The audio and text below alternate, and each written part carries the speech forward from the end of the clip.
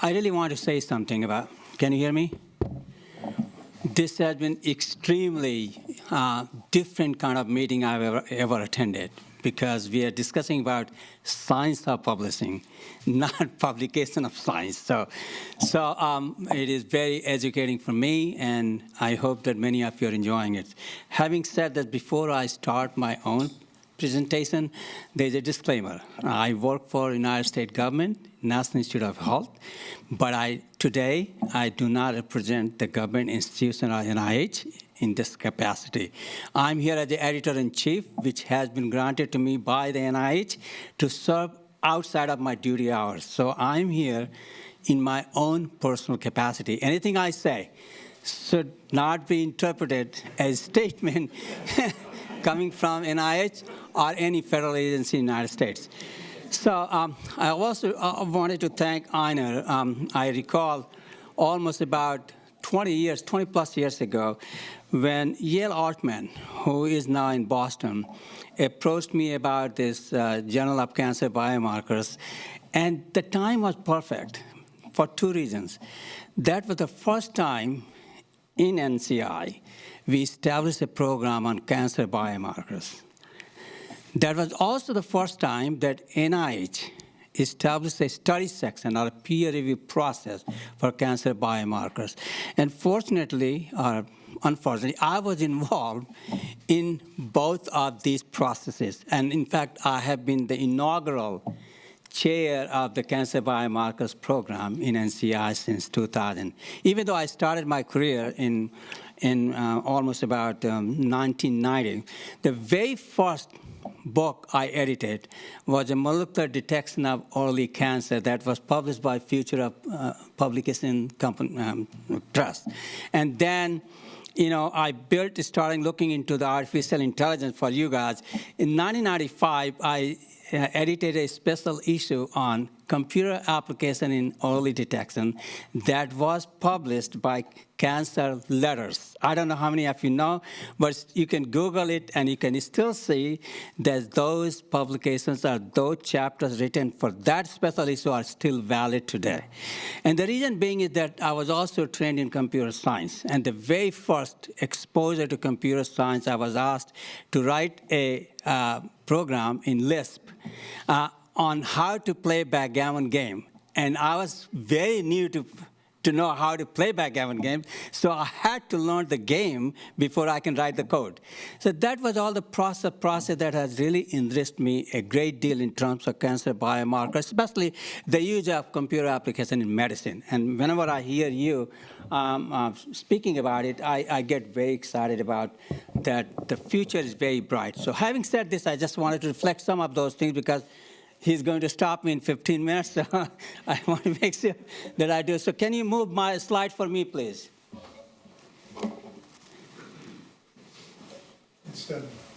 Okay, so cancer biomarkers journal. So many of you know, next slide really gives you the history. So as I said earlier, about 2001, I was asked to be editor-in-chief for disease markers, not cancer biomarkers. And then I impressed upon Einar that we should have a section of disease markers into cancer biomarkers, and he agreed. So it started as a section of disease markers. And as you can see, that was in 2001. And then, for good reasons, Einar decided to dispose of disease markers, and then the cancer biomarkers became an independent journal instead of being a section of disease markers. And again, this is the first ever. There was no journal labeled cancer biomarkers in 2001. When I started my professional career in NCI, we used to call it markers, not biomarkers. And people used to tell me, why am I using the term biomarkers? And I used to tell them the reason being is that I wanted to make sure that markers we discover are biologically relevant. You know about all kind of biomarkers like CEA and CA125, CA, all those kind of things. They were not discovered for a particular disease. That is called serendipity took place, and they were just used in disease process, but never validated for anything. So I wanted to make a distinction about cancer biomarkers and markers in a sense that biomarkers means biologically relevant markers for disease detection. So as you say, cancer biomarkers in emerging means of detecting, diagnosing, and treating cancer. Let's see if I can. So evolution, as you can see here, that over the years, that's starting almost about 22 years, that ongoing improvement of the journal operation by adopting the use of intelligent network solutions, and as you can see, indexed in, that's the most important, indexed in the main databases, PubMed, Web of Science, and Scope. Here I want to pause and say that when we started, there are quite a few competitions against cancer biomarkers, especially with the bigger professional societies like AACR. But there was no cancer biomarker journal. For example, CEBP, Cancer Epidemiology, Biomarkers, and Prevention, about the same time. And I don't want to boast it, but we beat them in terms of our ranking as of now. Remember, there's a AACR backing for CEBP, and there's an iOS backing for cancer biomarkers. I mean, there's no comparison. I think that what shows that the quality of publications in cancer biomarkers have improved over the years, and therefore we are doing much better in terms of impact factor. So moving on, as you can see here that we have already published 32 volumes, almost about 20K citations, has more than 20K readers per year, and steadily increased its impact factor and now 4.4, which is better than CEBP. Don't quote me to AACR because AACR doesn't like me to compete with. I've been there 30 years long member, so I play both sides. So field of cancer biomarker, this is something I wanted to impress upon you, is that many of you know what biomarkers are. So in 1999, NIH set up a committee, and I was part of that committee to define what biomarkers are. It's a very broad definition of biomarkers. As you can see, it's not just a molecule or you can see by genomics or proteome expression, but any normal biomarkers could be indicator of any normal biological processes, pathogenic processes, or pharmacological response to a therapeutic intervention. And the types of biomarkers you can see here. So here's the point, the state of the biomarkers. If you look into even today and just go to PubMed and type biomarkers, you publish almost about, this is 40,000, but 60,000 plus papers each year on just the biomarker. If you narrow it down to biomarkers and cancer, you get about 40,000 papers. Very active field in that regard. And because of my personal interest, I'm looking for biomarkers for early disease, early detection. There's about 4,000 to 5,000 that we see each time. But the problem is this. Almost all those publications, they claim 90%, more than 90% sensitivity specificity, but unfortunately, very few have made it to FDA for approval for clinical use. And if you look into, on the right-hand side, the number of diagnostic tests developed over the years has been one or less. And I showed you one of the examples about starting from 1993. So where's the problem? So the problem is what we call valley of death. So we have more discoveries, but very few translation. And that's where our program comes into play.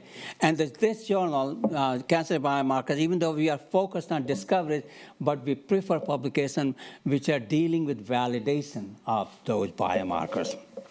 Moving on. So, as you said, it goes without saying that how can we save more lives for cancer? As you know, most cancers are diagnosed when they are 1 to 4 centimeters in size, and by this time, many have already metastasized. So to reduce the cancer-specific mortality, we need effective biomarkers, methods for risk assessment, early detection, and therapy. One of my favorite Nobel laureates spoke about the value of early detection is the fact that it costs about $1 billion to funnel a single cancer medication through the regulatory pipeline, and for a fraction of that, new diagnostic to spot cancers in the early stage ultimately could save more lives. So in the long term, the process is going to be cheaper for screening and early detection rather than what we do today in terms of treatment. So again, just look into this. So if you look into colon cancer, the 5-year survival with the screening modality we have now is about 64%.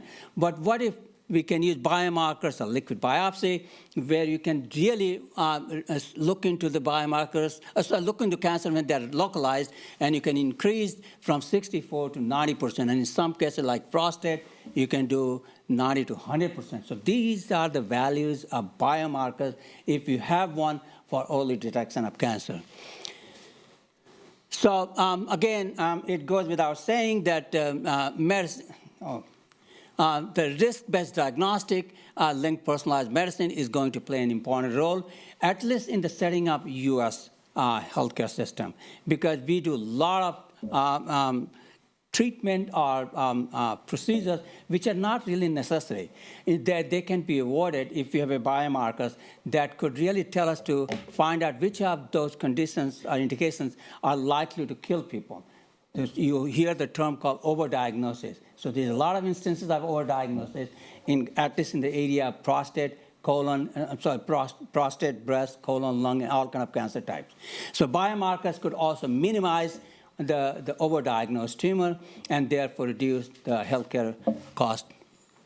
So where is now medicine going to? So if you just place your attention to the third column, here we are more focused on the prediction of risk, not prevent, as you can see here, that we used to focus on treating disease when symptoms appear. Now we are looking for the prediction of a disease before they become cancerous, or in our case, and also we are personalizing. And biomarkers have roles both in those three: prevention, prediction, and personalized medicine.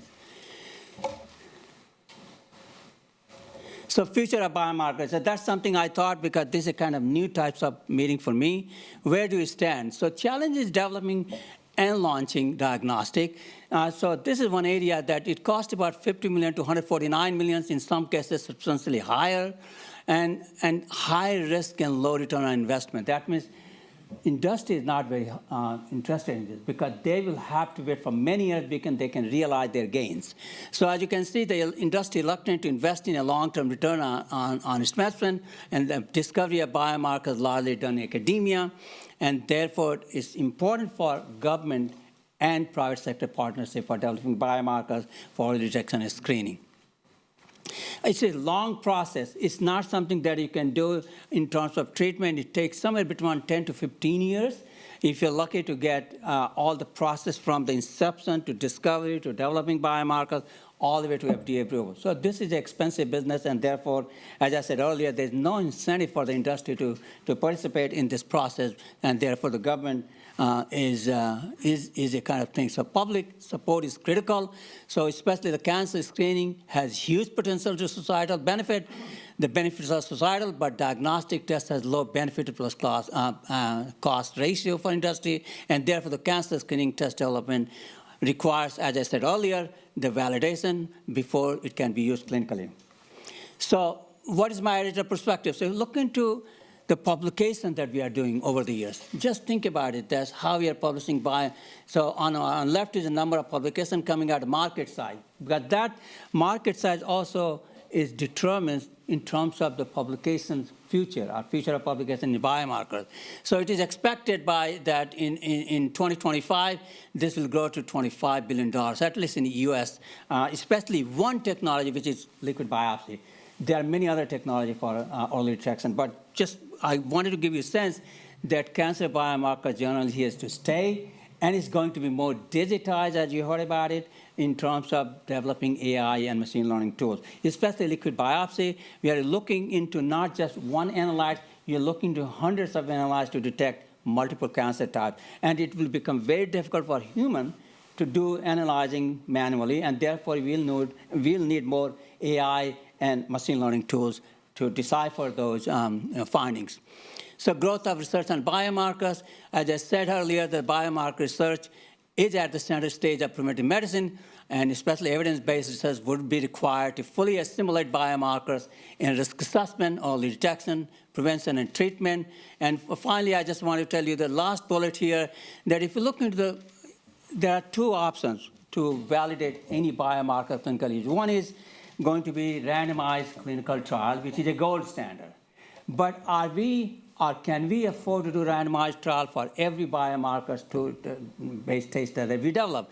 So there we have to have some sort of real-world data in support of evidence-based biomarkers used in treatment and prevention.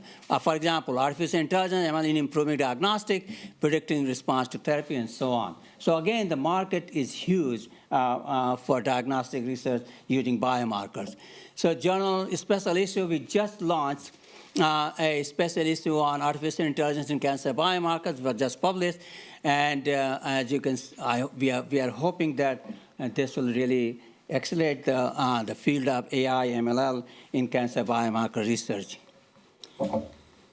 So with this, I really want to thank you. And as I said, that this is a new experience for me to bring science. We are the user of publication, right? We don't deal about science, how to publish those things. So it has been a very gratifying to work with iOS Press.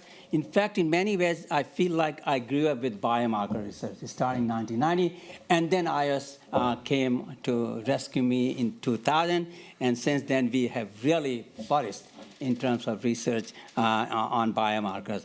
My program almost support about $110 to $120 million each year for biomarkers for early stage disease. And we have a number of industrial partners, and you might have heard, like Grail, Thrive, and all those big partners, they work with us in accelerating the progress in cancer biomarkers. And we are hoping that, I think there was one more slide I was going to say, but it's not here. We are hoping that the field of biomarkers will greatly benefit from data science. And when I say data science, because if you remember that now the whole mount slide can be digitized, which may not be really visual with the naked eyes. But once it is digitized, you can create the rendition of all those images, and perhaps then you can also use the digital imprint in terms of analyzing data more accurately. Especially for early stage disease, it's not easy. If you give it to 4 pathologists, a borderline disease, they'll come with different conclusions. And that's where we think the diagnostic performance could be really improved by using AI and MLL tools. So the future is wide open. What Bill Gates is saying, he used to say, that best is yet to come. Thank you.